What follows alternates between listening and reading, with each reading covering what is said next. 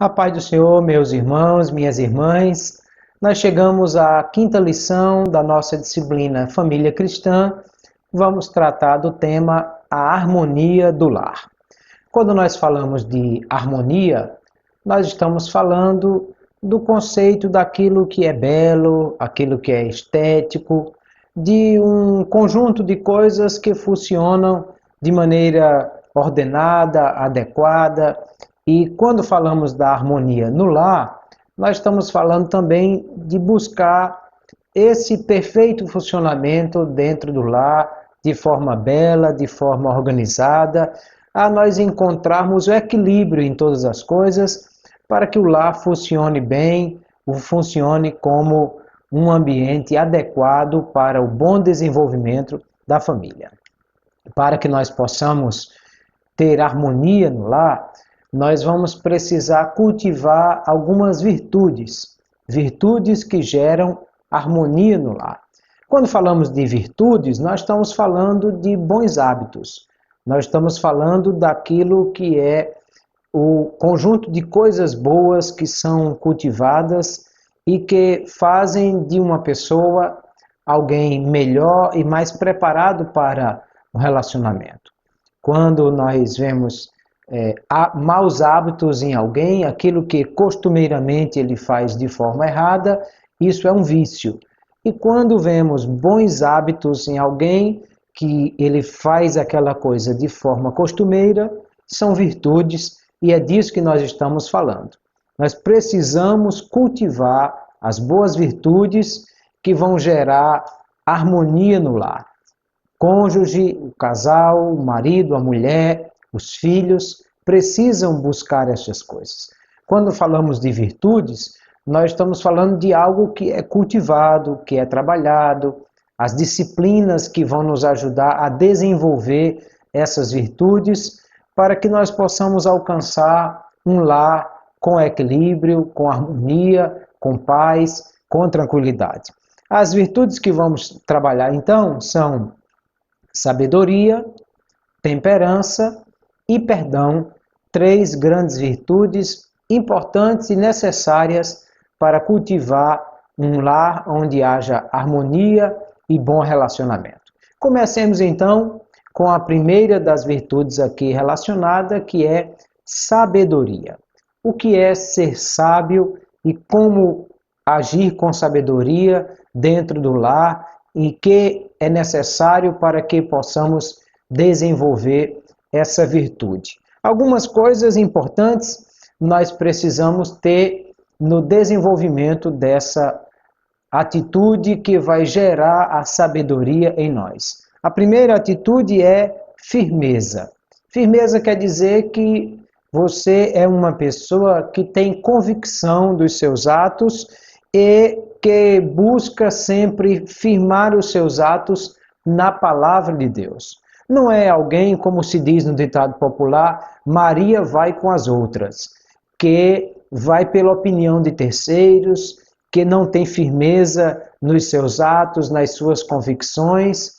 Por isso é importante nós basearmos as nossas convicções na palavra de Deus. E o que a Bíblia diz que é certo, é certo. E o que a Bíblia diz que é errado e ponto final, não podemos abrir mão dessas coisas. Firme resolução daquilo que vamos fazer, certeza das atitudes que estamos tomando à luz da palavra de Deus, vai nos dar sabedoria. O apóstolo Tiago diz que aqueles que têm coração duplo é exatamente o que não tem firmeza. Ora está de um jeito, ora está do outro. Ora pensa de um jeito, ora pensa do outro. Tiago diz ainda que aquele que pede sabedoria a Deus deve pedir sem duvidar, porque o que duvida é como a onda do mar, que vai e vem, ou seja, falta nisso firmeza. E nós precisamos ter firmeza nas nossas convicções, nas nossas atitudes, naquilo que vamos fazer e que vamos resolver, tudo isso à luz da palavra de Deus. Também nós precisamos ter sabedoria para saber quando devemos mudar de atitudes. Aquilo que nós reconhecemos que fizemos errado e aquilo que resolvemos voltar atrás no que fizemos errado. Todos nós somos seres humanos passíveis de erro. Homem e mulher, marido, esposa, todos nós erramos, pais, filhos, mas é importante saber reconhecer que erramos, saber reconhecer que somos falhos e que de vez em quando fazemos coisas erradas, atitudes erradas, pensamentos errados e que erramos na nossa relação dentro do nosso lar. Quando então reconhecemos que estamos errados, é preciso ter sabedoria para saber voltar atrás e consertar, mudando de atitude, mudando de pensamento, mudando de resolução com relação àquilo que falhamos. Porque essa mudança, é esse retroceder, é essa busca por uma mudança que vai fazer com que nos aperfeiçoemos e nos tornemos coisas melhores. O grande líder não é como o rei da peça, que os medos e persas não voltam atrás na sua lei. O grande líder é aquele que reconhece o seu erro e sabe consertar e mudar de atitude. Se o que estava tentando fazer não está certo, muda e faz o que é correto. Provérbios, capítulo 28, versículo 13, diz: o que encobre as suas transgressões nunca prosperará, mas o que as confessa e deixa alcançará misericórdia. Isso quer dizer que é preciso confessar e deixar, reconhecer e não encobrir, mas ter a capacidade de mudança de atitude. Isso vai nos fazer mais sábios e mais humanos, para que as pessoas possam perceber que nós também erramos, mas temos a capacidade de voltar atrás e de consertar aquilo que nós fizemos errado. Também sabedoria vai ser demonstrada através da nossa humildade. Quando eu falo de humildade, eu falo do sentimento que elimina a vaidade, o orgulho, a prepotência. A humildade é algo extremamente necessária na vida de todos aqueles que querem ser servos de Deus, obedecendo a palavra do Senhor e conquistando grandes legados enquanto líder. Porque o líder não é o orgulhoso, não é o soberbo. O grande líder é o humilde. Quando você olha para Jesus, o grande líder que conquistou o mundo todo com o Evangelho e soube tomar 12 homens simples, sem grande expressão, e com eles incendiar o mundo com a mensagem do Evangelho, Jesus busca a cada um de nós apontando para si e diz: aprendam de mim, que eu sou humilde de coração e encontrareis descanso para as vossas almas. Ser humilde é aceitar aquilo que nós temos como situação, sem arrogância, sem vaidade, vivendo uma vida simples e, ao mesmo tempo, proporcionando às outras pessoas essa ideia, essa oportunidade de não sermos achados superiores a ninguém. Filipenses capítulo 2, versículo 3, o apóstolo Paulo dá uma regra de humildade que ao mesmo tempo se tornará uma regra de igualdade entre todos. Ele diz assim, que nós devemos considerar o outro superior a nós mesmos.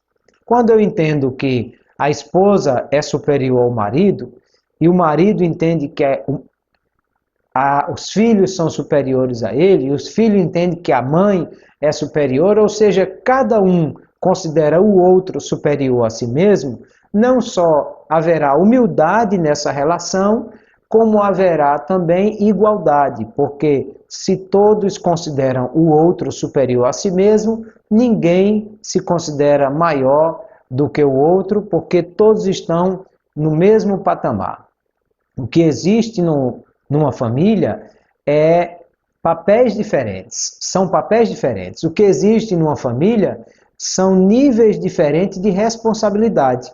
O marido é o cabeça, a esposa é a adjutora, os filhos são a herança do Senhor que estão sob o cuidado dos pais, e cada um entendendo qual o seu papel e aceitando a sua função, não vai considerar o outro, não vai se considerar superior ao outro, porque não se trata de uma questão de hierarquia ou superioridade.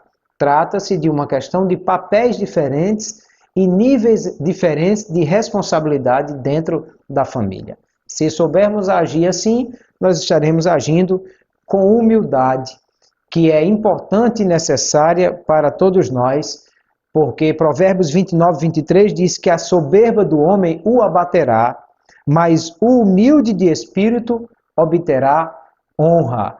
Nós precisamos trabalhar isso na nossa família, no nosso relacionamento. A outra virtude que vai proporcionar sabedoria numa relação é resignação.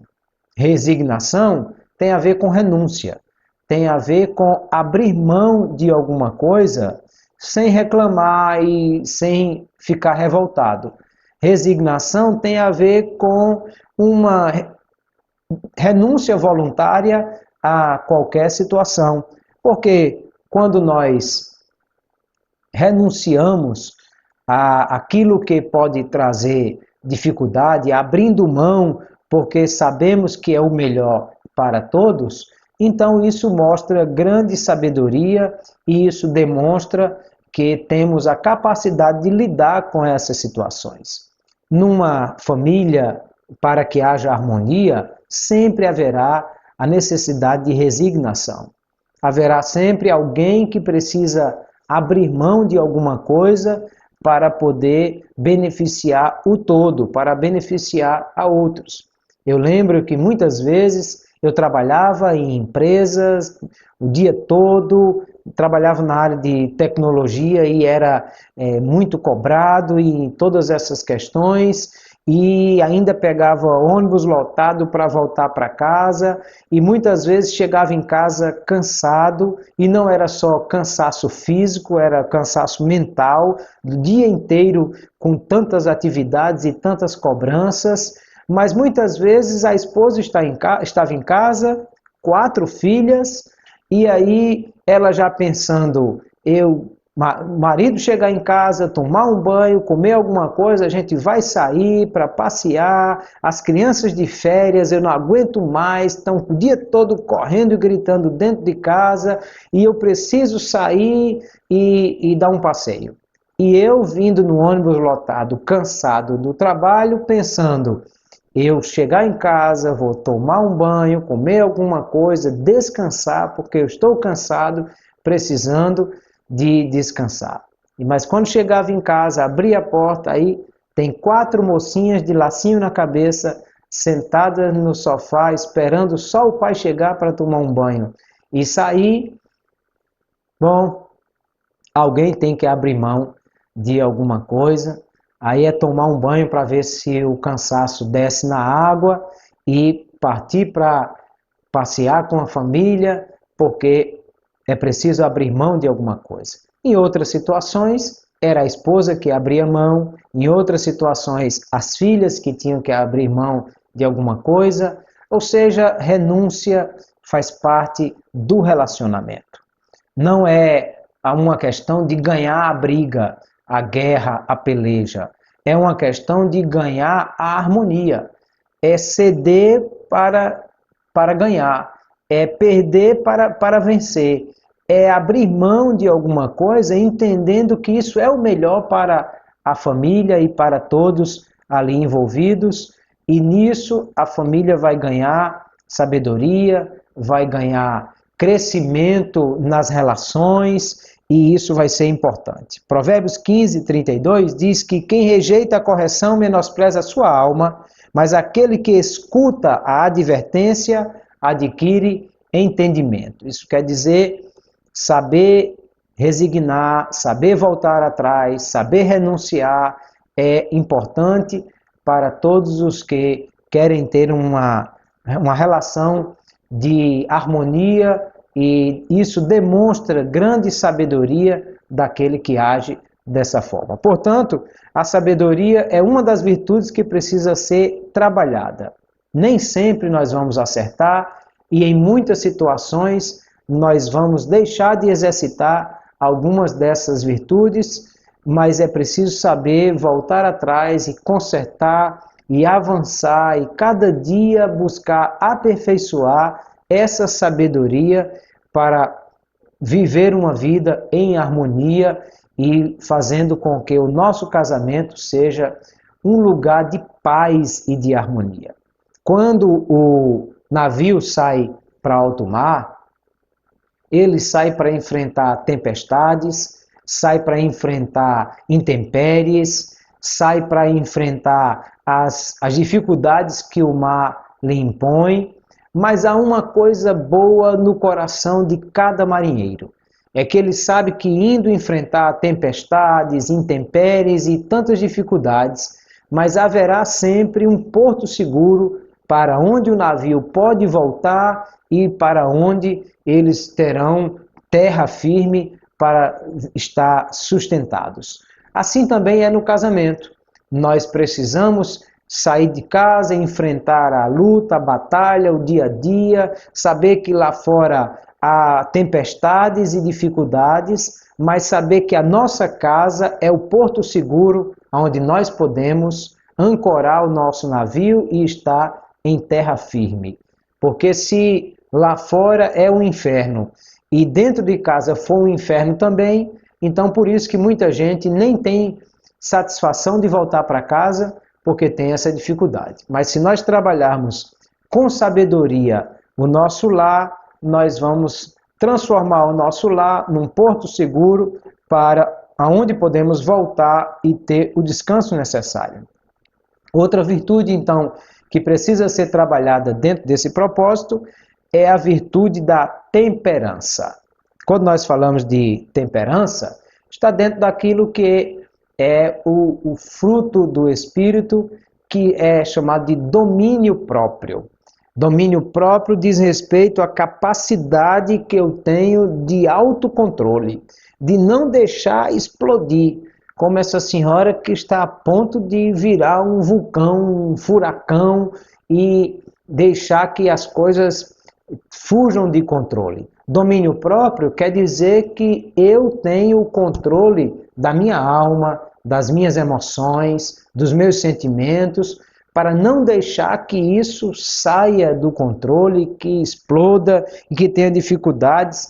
É não perder a cabeça, é não perder as rédeas da situação, ter controle sobre suas emoções. A Bíblia fala que aquele que tem controle sobre si é mais corajoso do que um homem que domina uma cidade sitiada, porque nós precisamos estar no domínio da situação.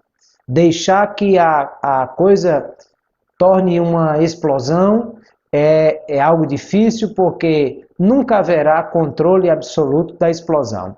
Quando se explode, ninguém sabe controlar os pedaços para onde vão e como isso vai acontecer completamente. Também o líder, o marido, a esposa, quando se deixam levar por suas emoções e perdem o domínio próprio, vão trazer dificuldades. Aí você vai dizer o que não gostaria de ter dito, na hora da raiva, na hora da explosão, vai ter atitudes que não gostaria de ter tido, vai se arrepender do que fez depois, mas às vezes já é tarde demais, porque depois que disse, não tem mais o que fazer. Alguém disse que há 3 coisas que não voltam atrás. É a oportunidade depois de perdida, a flecha depois de lançada e a palavra depois de proferida. Depois que falou, está falado, e até consertar, e até pedir perdão, e até conseguir recuperar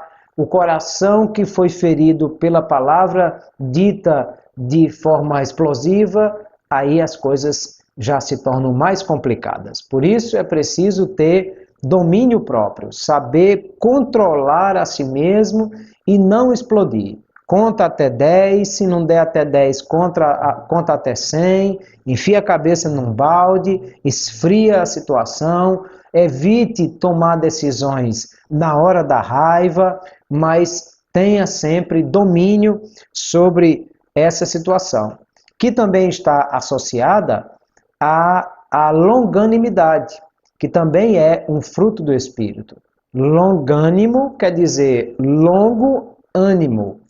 Naquilo que é a palavra grega aí associada, a ideia é essa mesma, é de uma capacidade de demorar a explodir com as situações. Talvez a gente pudesse falar de pavio comprido. Isso é longanimidade. Tem gente que diz que tem o pavio curto, explode com facilidade. Tem outros que não têm pavio, com qualquer coisa explode. Mas é preciso trabalhar essa coisa da longanimidade, um pavio comprido, exercitando a paciência, exercitando a capacidade de ouvir e, acima de tudo, de controlar a ira, que é algo que traz grandes dificuldades. Quando a ira alcança o coração, ela pode trazer danos irreparáveis para a relação que é afetada aí, porque nós vamos fazer coisas que não gostaríamos de ter feito e vamos machucar o outro e trazer dificuldades para essa questão.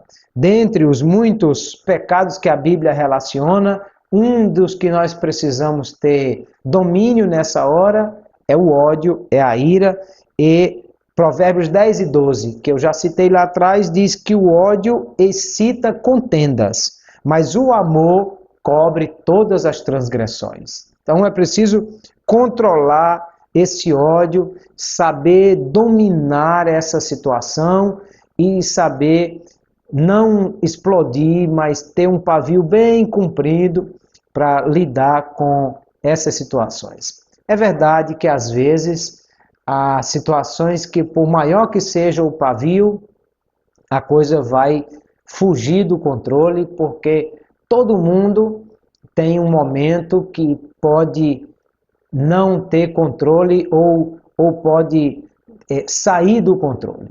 Moisés, que era o homem mais manso da terra, foi Deus quem disse isso dele, quando desce do monte, tão alegre e satisfeito por 40 dias que passou na presença do Senhor, descendo com as tábuas da lei que representavam a aliança de Deus com o seu povo. E talvez Moisés pensasse, o povo vai estar lá embaixo alegre, esperando a minha volta, sorridente, com a satisfação de ser o povo escolhido de Deus com quem ele fez uma aliança. E quando vai chegando, ele pergunta para Josué, o que é que estamos ouvindo? É festa? É alarido? E Josué disse, não, é outra coisa. E quando chegou lá, na verdade, era uma festa, mas não de alegria, mas eles estavam prostituindo-se espiritualmente com um bezerro que haviam construído, dizendo ser esse o Deus que tirara o povo de Israel do Egito. E aí foi demais para Moisés, ele quebrou as tábuas da lei, ele castigou o povo, derreteu o bezerro, fez e misturou na água e mandou o povo beber. Quem é do Senhor, achegue-se a mim. Vieram os da tribo de Levi, cada um puxe da sua espada e mate o seu irmão. Então, coisas assim aconteceram na vida de Moisés, mesmo ele sendo o homem mais manso da terra. Mais na frente, uma outra atitude sem controle de Moisés trouxe danos irreparáveis para ele e para o povo. É quando, mais uma vez, o povo se vê numa situação que não tem água. Isso já tinha acontecido lá atrás em Horebe, e Moisés então rogou a Deus e disse, Senhor, falta água, o povo está morrendo de sede. E Deus disse a Moisés, fira a rocha. Moisés foi diante da pedra, bateu com o cajado na pedra, E então, milagrosamente, Deus fez com que a água saísse da rocha, que deu a beber a todo o gado e todo homem, e foi água à vontade ali, que maravilha. Lá na frente, quilômetros depois, em Cádiz, situação semelhante vai acontecer. O povo também está com sede, e o povo também vai a Moisés para pedir que Moisés resolva o problema. E Moisés vai a Deus e Deus diz a Moisés, fale a rocha e ela dará água. E quando chega diante da rocha, aí Moisés perde a cabeça e começa um discurso inflamado, será que eu sou Deus? E para vocês e me cobrarem assim, fazer isso e tal. E no alto da fúria, Moisés perde o controle e bate 2 vezes na rocha com o cajado. Se eu sou Deus, até hoje Moisés estava batendo no cajado e não tinha acontecido nada. Mas o fato é que Deus foi misericordioso e a água saiu e deu a beber a todo o povo. Mas Deus chamou Moisés e Arão e disse, porque você deixou de me santificar diante do povo, não entrará na terra prometida. E embora Moisés tenha tentado insistir com Deus, Deus disse, não se toca mais nesse assunto. E lá na frente, escrevendo o livro de Deuteronômio, Moisés vai passar em rosto ao povo que a pressão que eles fizeram e que toda a dificuldade que ele estava sentindo naquele momento fez com que ele perdesse o controle e desobedecesse a Deus, ferindo a rocha a 2ª vez, e por isso não entrou na terra prometida. Aí nós percebemos como a falta de domínio, a falta de longanimidade vai proporcionar dificuldades que às vezes são irreparáveis. Nós precisamos controlar essas coisas. Por isso é que nós precisamos trabalhar para desenvolver a união e a paz dentro da família. A união diz respeito a manter a unidade, diz respeito a manter todos num só propósito, num só exercício de atividades que busquem a trazer cada dia o grupo mais unido e mais coeso em tudo aquilo que faz. E a paz que diz respeito a viver em união, em harmonia e em tranquilidade dentro do lar, para evitar que haja guerra, que haja dificuldade e todas essas coisas. Nós precisamos trabalhar pela união e pela paz para que o nosso lar esteja em harmonia e não haja dificuldades com relação a isso. E por último, para que na união, na paz, na harmonia, na longanimidade, nós possamos trabalhar esta família a fim de evitar que haja sentimento de revolta e de vingança dentro da família. Porque às vezes um afetou, um magoou, um disse o que não deveria, e o outro, ao invés de saber trabalhar para a união, aí diz, você me paga, quem tem com que pagar não me deve, e vai revidar a situação, tornando-se uma situação de vingança. Ora, se eu quero trabalhar pela união e pela paz, então eu preciso abrir mão dessas situações e saber que é muito melhor a paz na família do que eu vencer a peleja ou a disputa com a minha família, com a minha esposa, com os meus filhos, trabalhando nisso para que Deus seja glorificado em todas essas coisas. A outra virtude que precisa ser trabalhada dentro da família para que haja harmonia é a capacidade para perdoar. O perdão é sempre uma opção nossa. O perdão é sempre algo que nós podemos escolher. O perdão é sempre algo que faz parte do cardápio de escolhas que nós temos e, acima de tudo, é uma atitude corajosa daqueles que querem servir a Deus e que querem viver em harmonia. Porque nós temos a oportunidade de fazer outra coisa.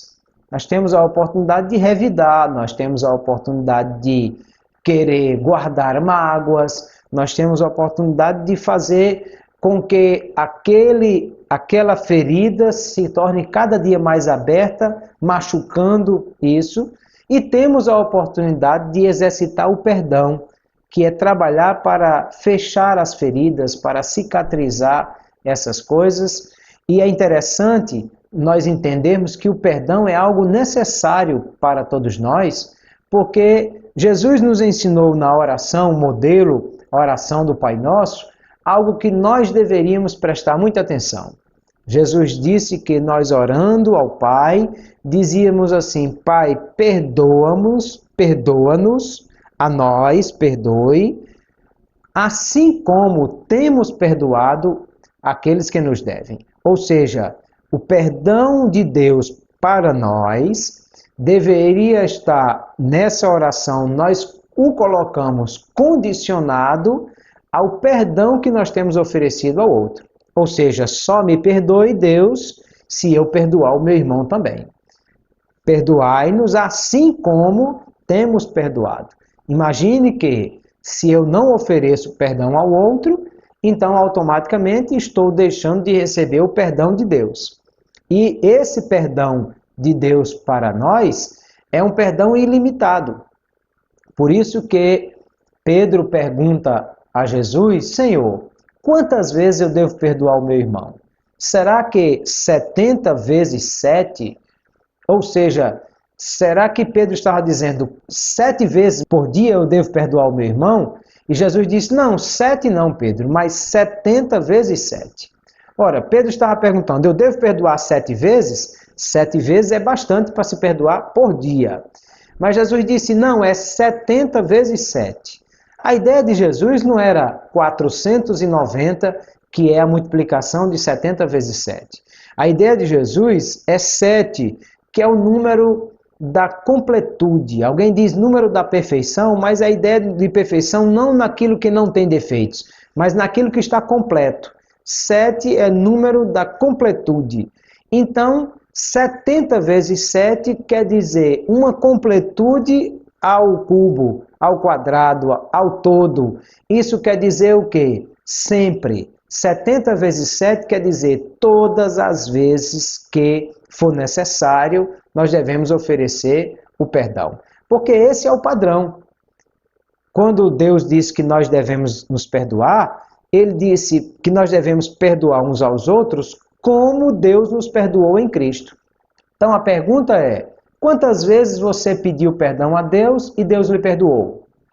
Quantas vezes você foi a Deus para pedir perdão pelo mesmo pecado e Deus lhe ofereceu perdão nessas vezes?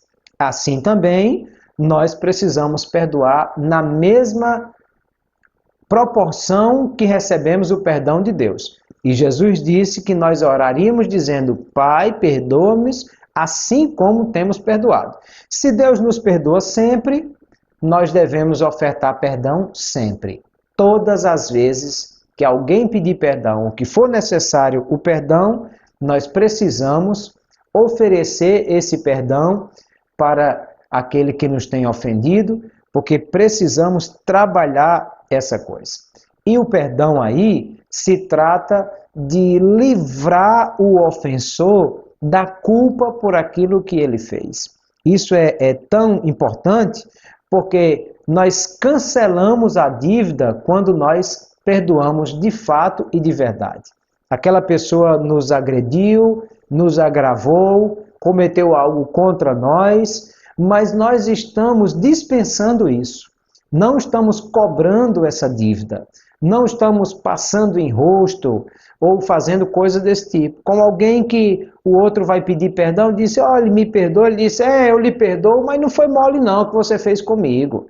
Ou diz: eu lhe perdoo, mas dessa vez, da próxima, eu não vou perdoar mais não. Ou diz: eu lhe perdoo, mas você ainda me paga. Então, isso não é perdão. O perdão é livrar o ofensor da culpa e da dívida que ele contraiu quando nos agravou. É liberar completamente a pessoa para que ele não seja mais devedor de forma alguma. Quando nós perdoamos, nós cancelamos toda a dívida, tudo aquilo que o agravo nos causou, para que possa ser eliminado tudo aquilo que aí estava. Portanto, o perdão vai nos dar a oportunidade de superar a dor e aceitar aquilo que é o outro do jeito que ele é, amando essa pessoa, mesmo que ela nos aborreceu ou que trouxe dificuldades. Portanto, quando nós perdoamos, não quer dizer que nós esquecemos no sentido de que isso foi apagado da nossa memória. Não, porque aquela pessoa nos machucou, nos feriu, nos agrediu, e isso não saiu da memória porque nós somos seres humanos que nos lembramos das coisas. Agora, lembra, mas não dói. Ou seja, há a lembrança do que aconteceu, mas quando eu lembro daquilo, não machuca mais, porque a ferida foi sarada. Quando a ferida está aberta, todas as vezes que lembra, machuca, fere, traz dificuldades e a pessoa tem uma ferida aberta sendo repisada todas as vezes que se trata dessa questão. Aí não houve perdão. O verdadeiro perdão é exatamente quando nós abrimos mão da cobrança, da dívida, do que poderíamos ter como consequência disso e resolvemos perdoar. Não é deixar o tempo passar, não, porque o tempo não passa. O tempo não cura feridas. O que cura feridas é o perdão. Por isso que Tiago 5,16 ele diz: confessai as vossas culpas uns aos outros e orai uns pelos outros para serdes sarados. O que cura é o perdão. O tempo não cura, o tempo só prolonga as feridas, o tempo só deixa a ferida cada vez mais aberta. O perdão é que cura, é olhar no olho do outro e dizer: eu perdoo em Cristo Jesus, e aquela ferida ser fechada, ser sarada. Pode ficar até a cicatriz, porque nós nos lembramos que aquilo aconteceu, mas ela não dói mais, porque não é mais uma ferida aberta e precisamos ofertar isso ao outro. Se isso é verdadeiro entre nós e qualquer outra pessoa, muito mais quando se trata de família. Imagine o esposo que teve um problema com a esposa e nunca foi perdoado isso. Todas as vezes que toca no assunto, a esposa lembra e ela diz: não, em 1974 você disse que eu era feia e isso, aquilo, outro. Ou seja, na verdade, o perdão não aconteceu, o problema ainda está lá, a ferida ainda está aberta e todas as vezes que toca no assunto, isso machuca, isso traz à tona e lança em rosto essas questões. A mesma coisa do marido com a esposa, dos filhos com os pais com os filhos, e essas coisas precisam ser trabalhadas. O que é que nos impede de perdão ser oferecido? O que é que nos impede de abraçar o outro e apagar as mágoas que haviam no coração? Alguns sentimentos vão ser prejudiciais a essa relação do perdão. O primeiro é o ódio. O ódio é algo terrível que vai causar um terrível dano à relação, porque ele está baseado em ira incontida, em raiva e todos esses sentimentos negativos. A Bíblia diz, 1ª Epístola de João, capítulo 2, versículo 11, aquele que odeia seu irmão está em trevas e anda nas trevas e não sabe para onde vai, porque as trevas lhe cegaram os olhos. Veja que coisa terrível, a ira, o ódio, o que odeia, ele está de olhos vendados, andando no escuro, sem saber nem para onde vai, porque é assim que acontece mesmo. Às vezes, por causa da raiva, da fúria, do ódio, a pessoa faz alguma coisa que, se não tivesse naquela situação, não faria, porque, na verdade, está sendo conduzido pelo ódio, pela raiva, que é algo que precisamos arrancar do nosso coração. E como é que isso acontece? É quando nós deixamos o amor de Deus, que é derramado nos nossos corações, eliminar o ódio, a raiva, o furor que sentimos contra essa pessoa. Outro sentimento que impede a pessoa de exercitar o perdão é a autopiedade. É quando alguém olha para si mesmo e se sente alguém que tem dó de si mesmo.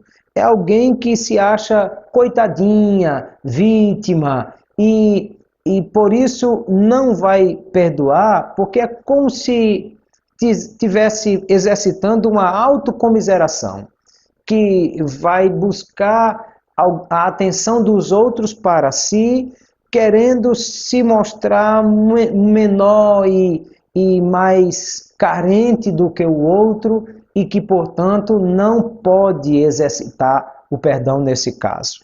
Aí é a pessoa valorizar demais a si mesmo, valorizar demais os seus sentimentos e se achar tão importante que todos deveriam olhar com muita peninha dessa pessoa, porque ela é a vítima de todas essas coisas. E, na verdade, queridos, pode ser verdadeiro que fomos ofendidos, mas nós também já ofendemos outras pessoas.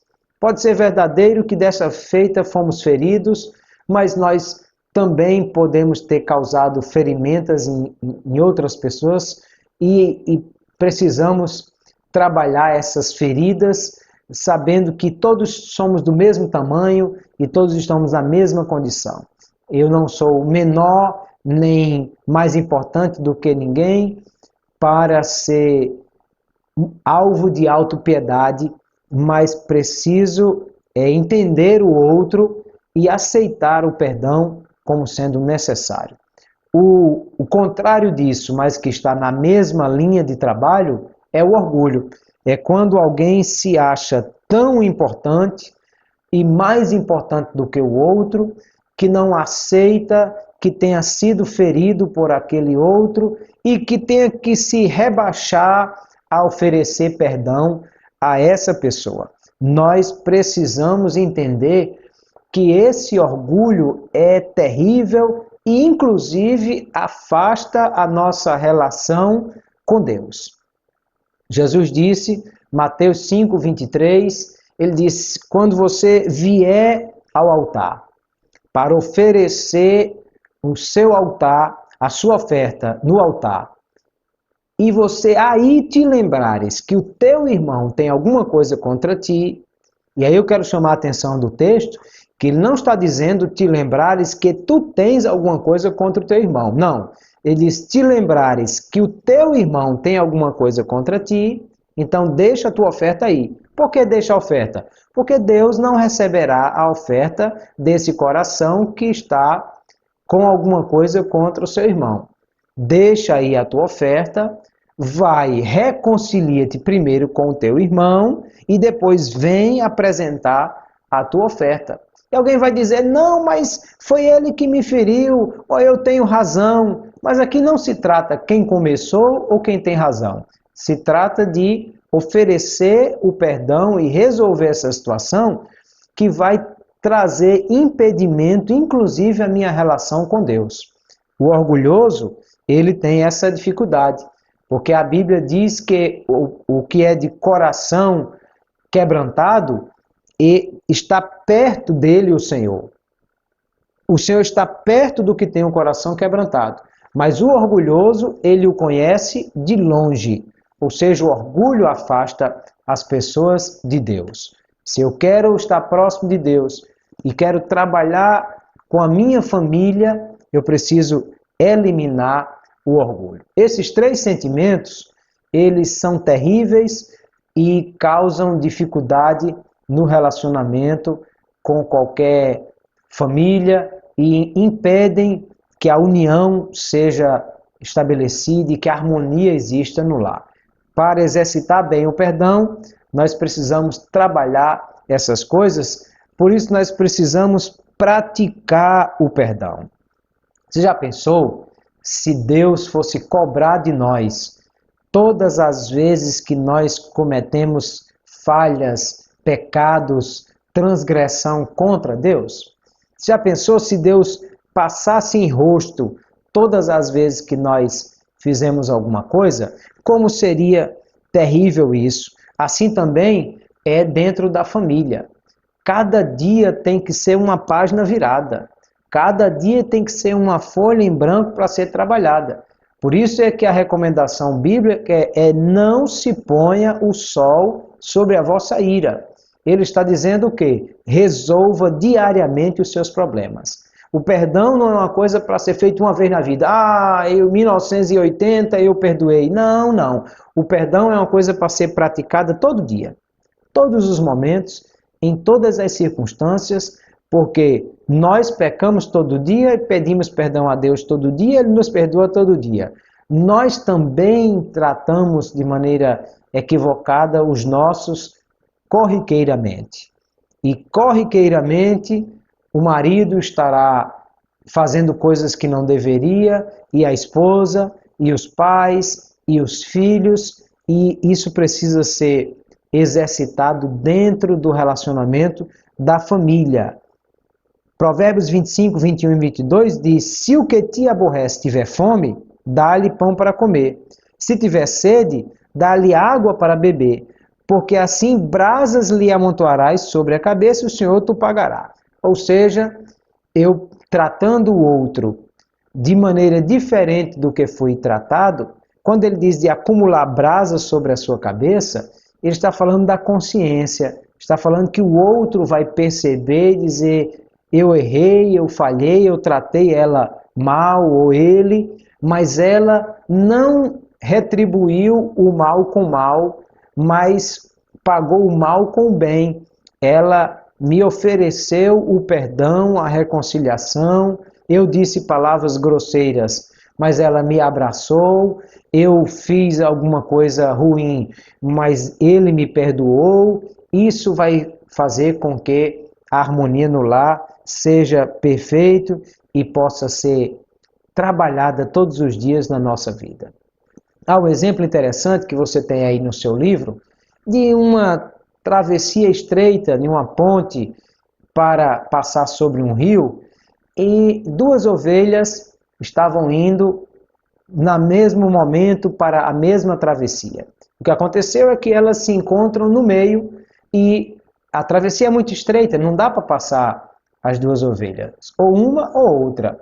E aí elas ficam se empurrando, dando cabeçada e tentando forçar essa situação, mas não vai dar certo, porque não tem como, só cabe uma para passar de cada vez. E tem duas ali para passar. E aí então o que acontece é que uma das ovelhas se abaixa, dobra os joelhos e abaixa-se diante da outra. E a ovelha que ficou em pé salta então sobre aquela e aí passa e a outra passa também. Ou seja, quando alguém abriu mão, quando alguém humilhou-se, quando alguém desceu, o outro pôde continuar e as coisas foram resolvidas. E quem ganhou com isso tudo? Quem ganhou foram os dois. Nem a ovelha que pulou foi melhor do que a outra que se abaixou, porque todas as duas saíram vitoriosas nessa questão. Uma foi para um lado, outra foi para o outro. Assim também é dentro da família. Nós precisamos exercitar o perdão todos os dias e trabalhar isso para que seja algo corriqueiro, rotineiro, que seja algo que exercitamos todos os dias na família. Nós não queremos ganhar a briga, nós queremos ganhar a harmonia em família. Nós queremos viver bem e que a nossa casa seja um ambiente de paz, de tranquilidade e de amor. E isso só acontecerá se houver o perdão sendo exercitado cada dia. Por isso nós precisamos observar como é que a Bíblia nos ajuda em todas essas questões. A vida em família precisa ser uma vida harmoniosa, precisa ser uma vida de paz, de tranquilidade, e por isso algumas coisas são necessárias. algumas regras precisam ser estabelecidas e algumas coisas são importantes para que haja essa harmonia na vida em família. É preciso, primeiro, a questão de estabelecimento de limites, criação de regras, para que possa ser desenvolvida a confiança e o respeito entre os membros da família. Quando fica claro para cada um dos membros quais são os limites, até onde pode ir o marido, a esposa, os filhos, quando fica claro qual a responsabilidade de cada um e como isso vai ser trabalhado, então isso gera confiança e respeito. Os pais entendem quais são os seus papéis e os filhos também. É preciso haver esse respeito em todas as áreas da família. Por exemplo, cada membro da família tem o seu jeito, a sua particularidade, tem a sua maneira de ser, e é preciso entender isso. Eu tenho, como disse, 4 filhas. Cada uma delas pensa diferente, age diferente e reage diferente em diversas situações. Eu, como pai, preciso entender cada uma delas e saber como elas agem. Assim também como entender a minha esposa e elas me entenderem, para nós sabermos agir com tranquilidade dessa forma. Da mesma maneira, cada pessoa da família deve ter o seu espaço, a sua oportunidade de desenvolver-se dentro da família, até mesmo o seu cantinho, se as filhas, os filhos têm o seu quarto, é proibido o pai entrar no quarto das filhas ou dos filhos? Não, mas deve respeitar o seu espaço. Bater na porta, pergunta se pode entrar. Os filhos vão no quarto dos pais, pode entrar? Pode.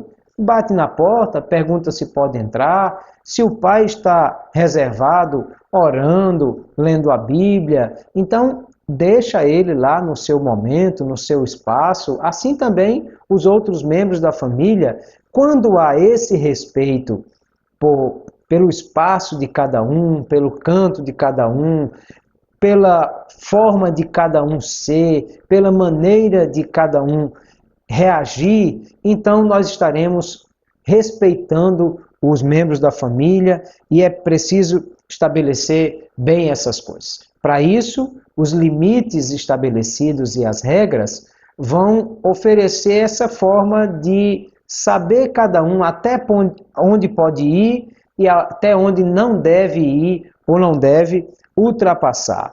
Os filhos devem ser envolvidos nessa questão com respeito, com conversa. É preciso que haja o diálogo para que isso seja cada dia trabalhado, estabelecido dentro da família e nós precisamos trabalhar isso.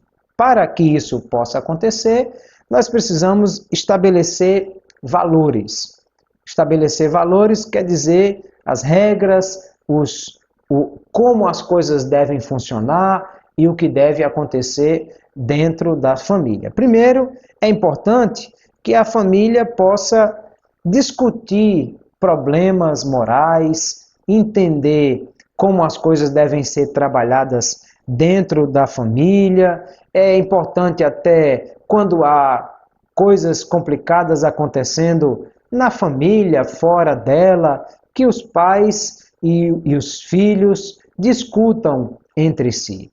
Essas coisas vão ajudar a formar uma consciência moral dentro da família, para que nós possamos entender quais são os valores morais que a nossa família tem, quais são as regras estabelecidas. Eu não preciso ser infiel à minha esposa para saber o quanto é complicado a infidelidade. Mas quando eu vejo o outro sendo infiel, eu já me resguardo dessa situação, porque aprendo não somente com os meus erros, aprendo também com os erros dos outros. Então, quando há uma situação assim, e que isso é conversado e é discutido, e aí percebemos o que foi feito de errado naquele caso, isso vai fortalecer a família para que os valores morais sejam bem estabelecidos aí. Também é preciso trabalhar para que haja aperfeiçoamento da justiça no lar. O que significa isso? Quer dizer que a família precisa ser envolvida nessas coisas. Pais erram e filhos também erram. Marido erra, esposa também erra. Quando há a oportunidade de sentar e conversar sobre isso, é uma oportunidade muito boa para aperfeiçoar a justiça no lar.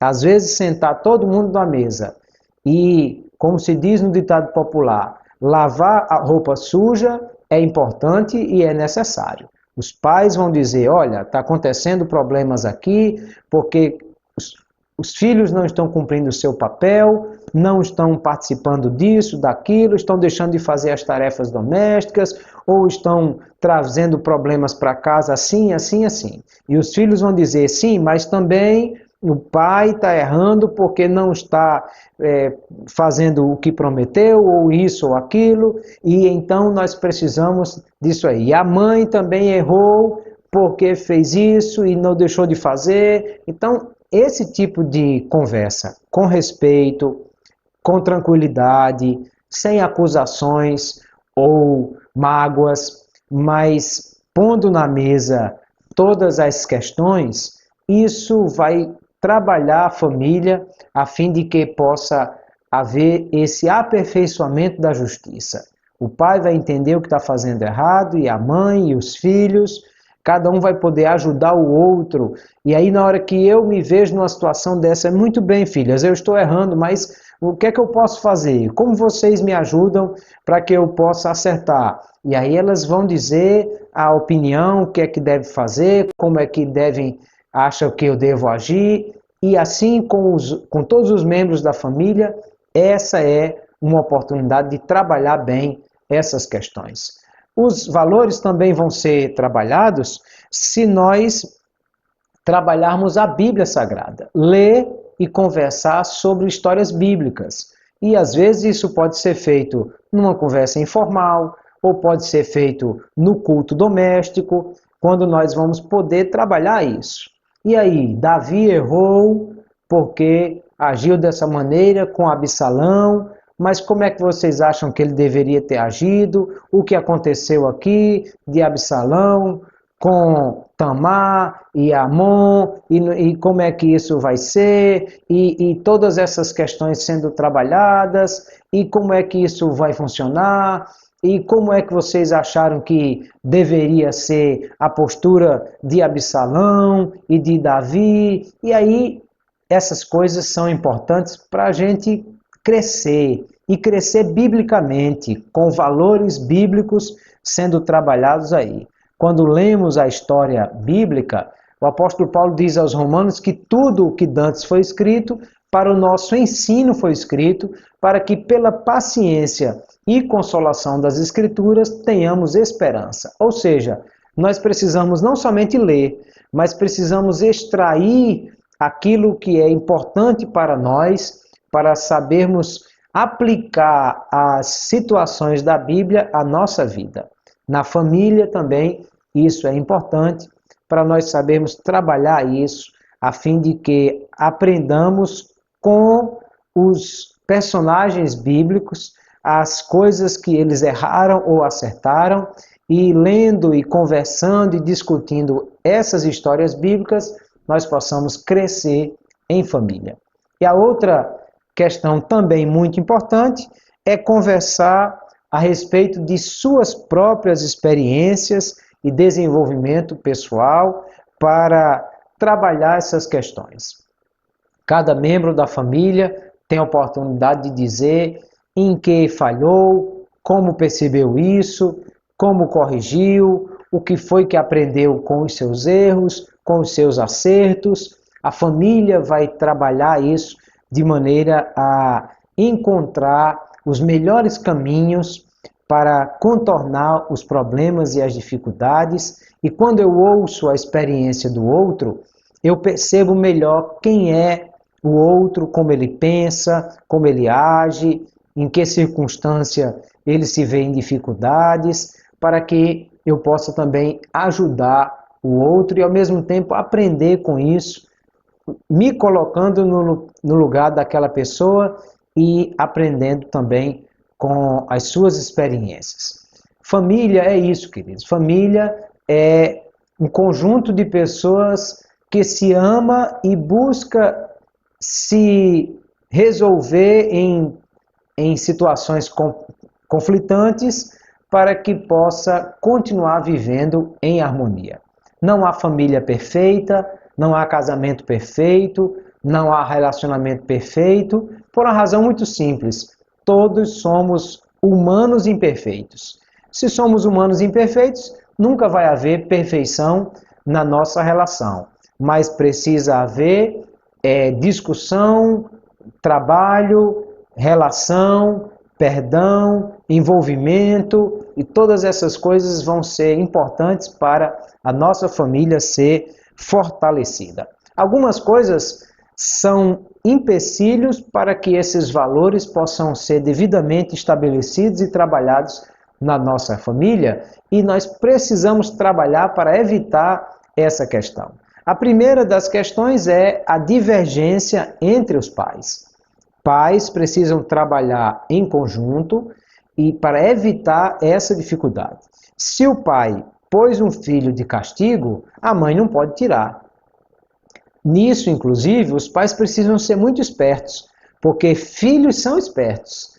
Às vezes o filho vai ao pai e diz: pai, eu queria ir em tal lugar, ou sair com meu amigo, ou fazer isso, aquilo outro, o que é que o senhor acha? Aí o pai diz: não, filho, não dá certo não, eu não concordo com isso aí. Aí ele, caladinho, vai lá na mãe: mãe, eu queria fazer isso e aquilo e tal, o que é que a senhora acha? Aí a mãe diz: não, para mim tudo bem, não tem problema. E aí criou um problema. Daqui a pouco o pai vai descobrir e dizer: aí, eu não deixei. Não, mas eu deixei. E aí tudo. Nessas horas é preciso haver harmonia e controle dessa questão. Na nossa casa, geralmente, quando as meninas vão à mãe pedir alguma coisa: olha, mãe, e assim, o que é que a senhora acha? Aí ela pergunta: já falou com seu pai? Já. O que foi que ele disse? Ele não deixou. Pronto, então está resolvido o assunto. Porque aí não pode ter divergência entre as decisões do pai e da mãe com os filhos, porque os filhos vão perceber que falta um comando, que falta um estabelecimento de valores bem definido, que falta alguma coisa nesse processo decisório para que as coisas sejam estabelecidas aí. E podem encontrar, inclusive, uma brecha para se sair bem numa situação dessa, e isso amanhã vai trazer dificuldades e empecilhos para que os valores sejam devidamente trabalhados dentro dessa família. A outra coisa que vai estabelecer dificuldades e empecilhos para que os valores sejam estabelecidos na família é o ensinamento diferente do procedimento. Ou seja, quando os pais dizem uma coisa, mas praticam outra coisa diferente. Quando os pais ensinam de um jeito, mas a atitude deles é diferente do que eles próprios ensinam. E aí os filhos vão olhar e vão dizer: não, alguma coisa está errada. Meu pai disse que não era para fazer, mas ele mesmo faz. Minha mãe disse que não era para ser assim, mas ela mesma faz assim. E aí nós precisamos voltar àquilo que já falamos em lições passadas sobre o poder do exemplo. Não somente dizer, mas fazer aquilo que é ensinado, e o procedimento precisa ser igual ao ensinamento, para que as pessoas, os filhos principalmente, percebam que os pais, eles são praticantes daquilo que ensinam, e então possam ter autoridade para cobrar dos filhos a sua participação também dentro dessas regras estabelecidas. A outra coisa que vai trazer dificuldades para que os valores sejam estabelecidos na família são as promessas não cumpridas. Principalmente os pais não devem fazer promessas aos filhos de coisas que eles não podem ou não vão cumprir. porque isso vai tirar a autoridade e vai trazer desgaste na relação. Se o pai prometeu ao filho, filho, eu vou estar lá na escola para ver a sua apresentação, faça tudo para estar lá. A não ser que seja uma coisa realmente muito grande, ia para lá e bateu o carro e não houve como ir porque o carro não podia mais andar. E aí, amanhã ou mais tarde, vai dizer, filho, bateu o carro na hora que eu estava indo, mas eu estava indo, e então, alguma coisa desse tipo. Se não é algo assim, não prometa se você já sabe que não vai cumprir, porque isso vai trazer desgaste à relação. Não somente cumpra a promessa no sentido positivo, daquilo que você disse que ia dar, que ia fazer, que ia presentear, mas cumpra também a promessa no sentido negativo. Ou seja, o filho faz alguma coisa errada, fora de casa, aí o pai diz, olha, chegar em casa nós vamos conversar sobre esse assunto. E o filho vai bem caladinho dentro do carro, quando chega em casa, a porta abre, ele sai bem quietinho, vai lá para o quarto dele e fica escondidinho para o pai se esquecer de que teve uma coisa prometida. E se o pai de fato se esquece, aí o menino já diz, é balela. Ele disse que ia acertar essa coisa comigo, mas nem se lembrou e nem fez. Então, resultado é que vai perder a autoridade. Você disse que ia tratar desse assunto quando chegar em casa, lembre-se disso. Chame o filho, vá lá no quarto, converse. Se tem que corrigir, corrija. Se tem que disciplinar, discipline. Mas não esqueça de cumprir a promessa que foi feita, porque ela é importante para que os valores sejam estabelecidos. E por último, e não menos importante, é o cuidado que nós precisamos ter de não transmitir imagem negativa da igreja para a família. Porque a família faz parte da igreja. A família precisa ter a igreja como o seu local de adoração, de busca ao Senhor, de receber as bênçãos de Deus e de ofertar o louvor, a gratidão, a adoração ao Senhor. Se a igreja deixa de ser esse lugar para a família, então nós vamos começar a ter dificuldades com isso. Em igreja sempre acontecem problemas, porque a igreja é feita de gente e gente imperfeita. Então sempre haverão problemas na igreja. Nós precisamos evitar de estar trazendo esses problemas da igreja para casa e estar jogando na mesa da família toda a podridão que soubemos ou que ouvimos das coisas da igreja que podem estar acontecendo ou não. Às vezes até são boatos e que nós jogamos isso para a nossa família e vai trazer dificuldade para a família. Não quer dizer que você vai esconder dos seus filhos problemas que acontecem para que eles pensem que a igreja é o céu na terra e que não há problemas. Não.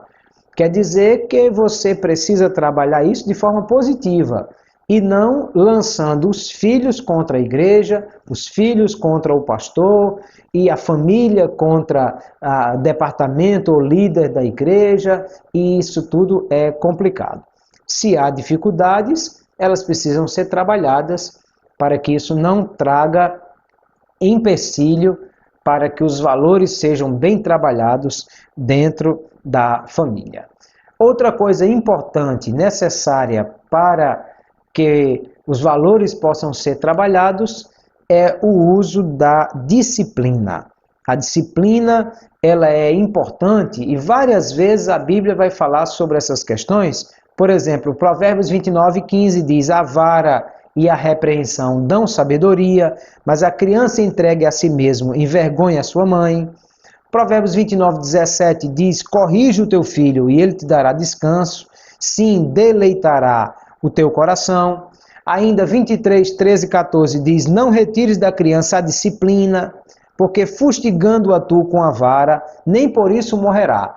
Tu a fustigarás com a vara e livrarás a sua alma do Sheol, do inferno, do castigo eterno. Isso está querendo dizer para nós o quê? é que não pode deixar de haver disciplina na família. Quando eu falo de disciplina, eu estou falando mesmo de correção. Eu estou falando mesmo daquele momento de repreensão e de exemplar o filho com relação a alguma coisa que ele fez de errado. Claro que eu já falei disso em lições passadas, isso tem que ser feito na medida correta, na proporção exata e conforme a idade do filho. O filho pegou alguma coisa que não deveria pegar, às vezes uma palmada na mão é suficiente se ele é pequeno. Você não pode bater para quebrar a mão da criança porque ele pegou alguma coisa, porque isso é uma disciplina desproporcional ao erro cometido. Também não pode um rapaz de 16 anos, 17 anos, a mãe tirar uma vara pensando que é para ser literal isso aqui todas as vezes e arrebentar a vara nas costas do filho, daqui a pouco vai para o hospital e não é incomum chegar pai e mãe com filhos arrebentados no hospital, a cabeça rachada, o braço quebrado e dizer que o menino caiu de uma escada e para fugir do conselho tutelar que vai investigar essas coisas, mas isso tudo é o quê? É o exagero na disciplina. A disciplina ela precisa ocorrer, mas nós precisamos entender como é que ela deve funcionar, qual o propósito disso e como nós podemos trabalhar bem com a disciplina. Qual o verdadeiro sentido disso? Por que os pais devem disciplinar os filhos? Qual é o propósito, o objetivo dessa questão? Ora, a disciplina ela deve existir para corrigir, para dar a correção necessária para que o filho possa continuar no caminho certo. É o pai usando não somente da autoridade que ele tem, mas também da sabedoria, do conhecimento que lhe mostra o caminho certo a seguir, fazendo com que a correção de rota seja necessária para o filho acertar o alvo. Logo, a disciplina ela existe exatamente para que a criança seja corrigida naquilo que ela errar, para assumir a responsabilidade e as consequências dos atos que ela praticou. Para isso é preciso estar bem claro a regra, para isso é preciso que os valores estejam bem estabelecidos e quando os filhos quebrarem as regras, ultrapassarem os limites, então eles devem ser corrigidos com o sentido de trazer o filho de volta para o caminho certo, para corrigir essas questões. E aí, algumas considerações básicas com relação à disciplina, nós precisamos entender para saber como que ela vai funcionar. Primeiro que a disciplina ela deve ser dada como resultado do cuidado, do amor, da proteção dos pais para com os seus filhos. Quando o filho sabe que o pai está corrigindo, mas é porque ama, ele aceitará a disciplina sabendo que errou. Isso também precisa estar muito claro. É preciso que o filho saiba por que está sendo disciplinado. Porque tanto a disciplina quanto a correção, quanto o elogio, ele só funciona se a pessoa souber o porquê. Você pode dar um prêmio de R$1 milhão para uma pessoa, mas se a pessoa não sabe nem por que ganhou o prêmio, então aquele prêmio não funcionou. Não serviu de motivação nenhuma para ela, porque ela ganhou R$1 milhão, mas não sabe de onde veio, nem por que ganhou, então isso não vai lhe incentivar a ser melhor ou fazer nada melhor. A correção é do mesmo jeito. Se o pai chega em casa, o filho estava lá, ele soube de alguma coisa que o filho fez errado, chega, puxa o cinturão, pá, pá, pá, pá, pronto. Certo, bateu no menino, mas bateu por quê? O menino apanhou, Mas ele apanhou por quê? Ele sabe por que apanhou? Sabe por que recebeu aquela correção? Então é preciso haver a disciplina sendo aplicada como uma forma de correção mesmo.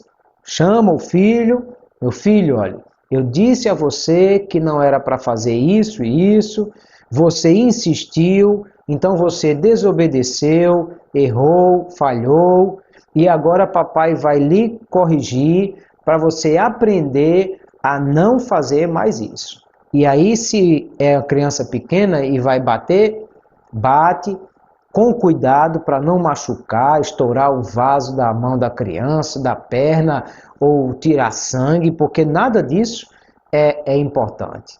Depois abraça, beija, ora com ela, diz que a ama e a correção foi aplicada para ela entender por que a correção. Mas na frente, o filho já maior, adulto, não vai ser necessário mais a pancada, porque já é uma pessoa que compreende as falas, então outro método de disciplina deve ser utilizado, porque nós precisamos entender isso. Regras claras e objetivas para o menino saber por que está sendo disciplinado.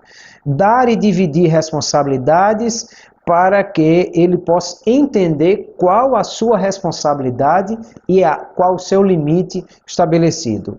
Não apenas usar a proibição, porque muitas vezes, quando a criança só recebe não, não, não, não, vamos ter dificuldade. Mas saber dividir a responsabilidade entre erros e acertos.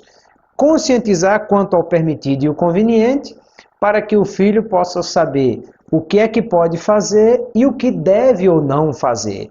Há coisas que pode fazer, mas há coisas que não pode, há coisas que não pode fazer, e há coisas que pode, mas não deve fazer, e isso precisa estar claro também, e ao mesmo tempo a flexibilidade necessária, quando necessária ou não, a firmeza, ou seja, é preciso ter um equilíbrio com relação a essas coisas e saber como trabalhar essas questões.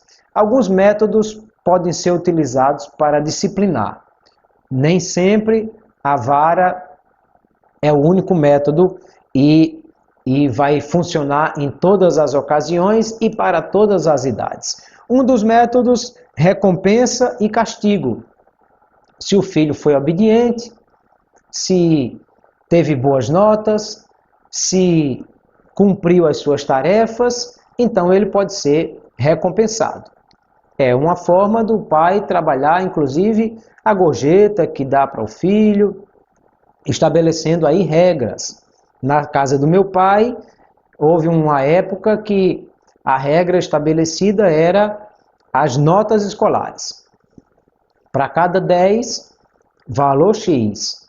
9, valor Y. Abaixo de 9, nada.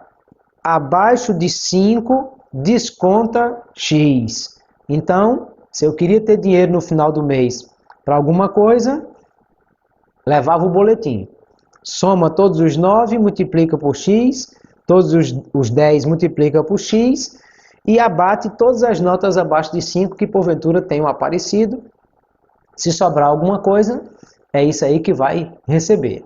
E assim, você está recompensando o seu filho.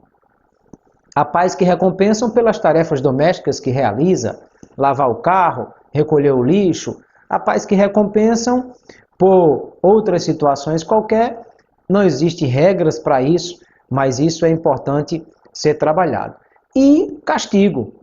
Se não obedeceu, se não cumpriu, se não realizou as tarefas, aí vai receber um castigo.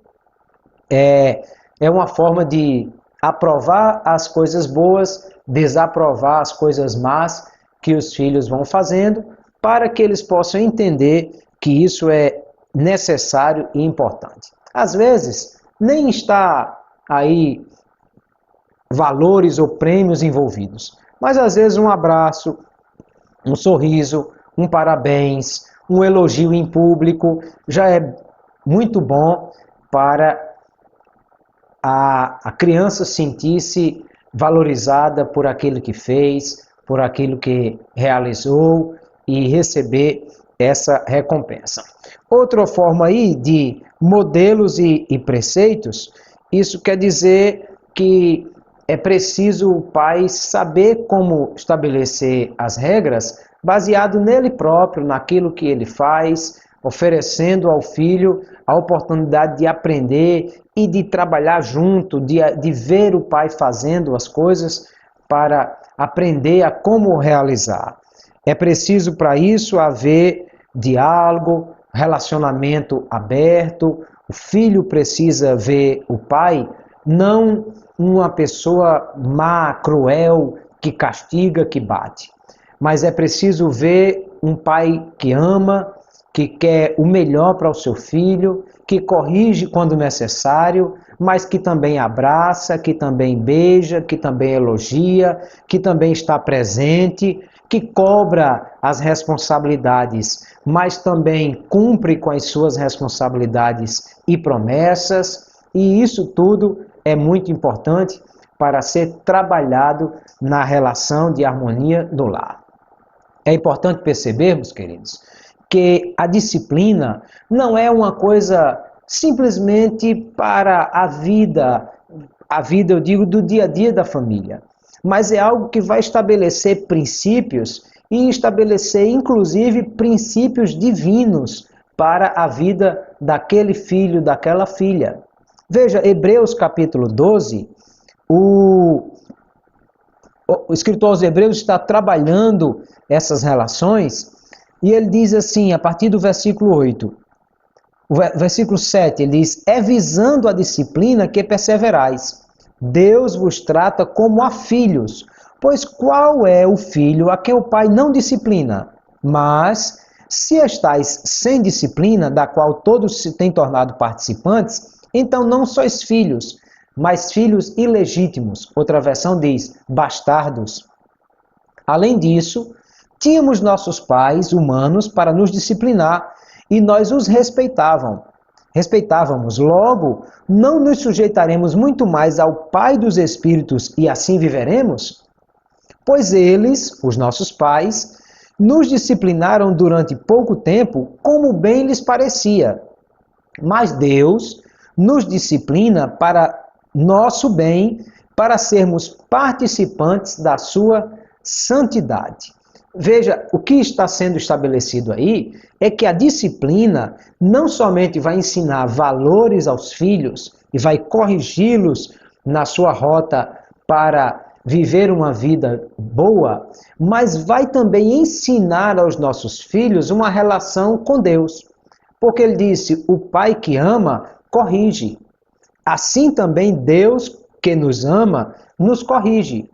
O filho vai ter não só respeito pelo seu pai, porque entende que a correção é algo que faz parte do amor do pai pelo filho, mas ele vai ser ensinado também na sua relação com Deus, que Deus nos ama e nos ama tanto que nos aceita do jeito que nós somos, mas também nos ama tanto que não permitirá que nós continuemos do mesmo jeito, porque ele vai nos corrigir a fim de nós sermos participantes da sua santidade.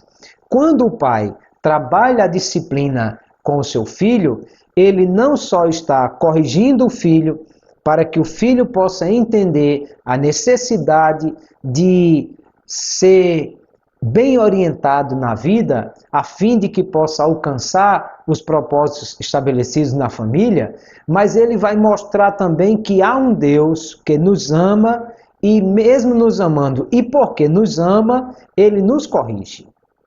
E aí ele diz, ora, se os nossos pais nos corrigiam como bem lhes parecia, mas nós aceitávamos essa correção, entendíamos que a correção oferecida pelos nossos pais era para o nosso bem, mesmo às vezes eles errando inclusive na maneira como nos corrigiam, porque nos corrigiam como bem lhes parecia, mas nós nos submetemos a eles porque eram nossos pais, quanto mais nos sujeitaremos ao Pai dos Espíritos e assim viveremos.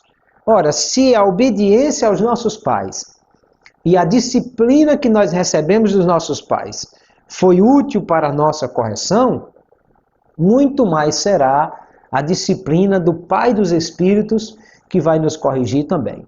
Quando eu estou disciplinando meu filho, não somente estou mostrando a ele o caminho certo a seguir, mas estou oferecendo também a oportunidade dele entender o relacionamento com Deus e aceitar a correção de Deus para a sua vida. Eu estou apresentando ao meu filho que o amor de Deus é tão grande que também nos corrige para sermos participantes da sua santidade. E tem uma coisa interessante a observarmos aí, é que o escritor aos Hebreus conclui essa fala dizendo: nenhuma disciplina parece no momento motivo de alegria, mas de tristeza. Depois, porém, produz um fruto pacífico de justiça nos que por ela têm sido exercitados. Veja, ele está dizendo, na hora da surra, na hora da vara, na hora do castigo, na hora da disciplina, ninguém gosta. Não tem nenhum filho que diga, oh, que coisa boa, que maravilha essa surra que meu pai me deu, me dá outra, pai, que eu gostei demais, eu vou querer uma dessa por dia. Não, na hora da surra, ninguém gosta. Na hora da disciplina, não é interessante. Ele disse, nenhuma disciplina parece no momento motivo de alegria, mas de tristeza, claro. Apanhou, sofreu, foi castigado. Tanto os nossos pais, quando nos batem e nos corrigem, como Deus, quando nos corrige, quando nos disciplina, na hora a gente não gosta. Ninguém acha bom e diz, oh, que maravilha, Deus está me punindo, me castigando e eu estou achando é bom. Não. Mas ele disse, depois, porém, depois que passa a disciplina, depois que nós vemos o resultado da disciplina, aí ele diz que produz um fruto pacífico nos que estão sendo exercitados por ela.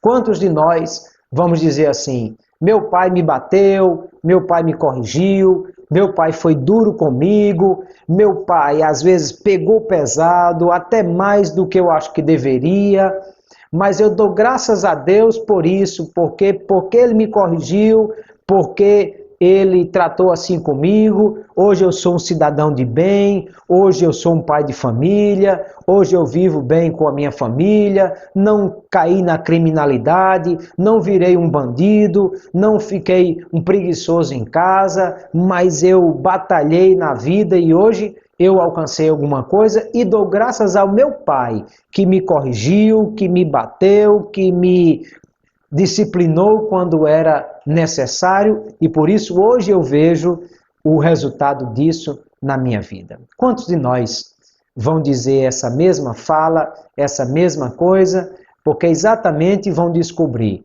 na hora da disciplina nós não gostamos, na hora da disciplina não achamos bom, mas depois nós percebemos o que ela promoveu em nós.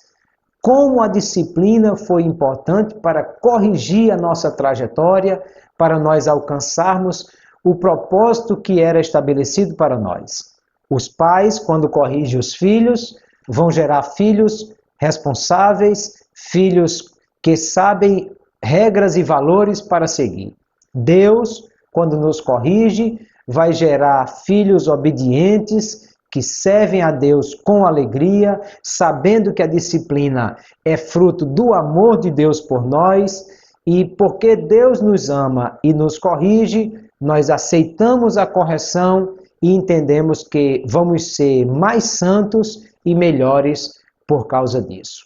Então, cuidemos dessas coisas para que nós possamos promover a harmonia no nosso lar, para que o nosso lar seja um lugar de paz, de harmonia, aonde Deus possa ter lugar para habitar dentro da nossa família. Que a nossa casa seja um ambiente cheio de Deus, da paz de Deus, da presença do Espírito Santo, para sermos edificados na palavra de Deus, trabalhando em harmonia e vivendo na nossa casa como é o projeto de Deus. Foi assim que Deus pensou quando Ele projetou família. Foi isso que Deus queria quando Ele projetou essa magnífica instituição chamada família, que foi um projeto do coração de Deus para trabalhar tudo isso em nós. E nós somos melhores hoje por causa da nossa família e por causa disso que Deus estabeleceu para nós. Que possamos então trabalhar isso cada dia na nossa casa, na nossa vida, exercitando todos esses ensinamentos na nossa família, a fim de que possamos viver uma família bem-aventurada, cheia do Espírito Santo em nós, vivendo para agradar a Deus e para a edificação dos nossos filhos. Que Deus abençoe a todos os queridos irmãos. Fiquem na paz do Senhor.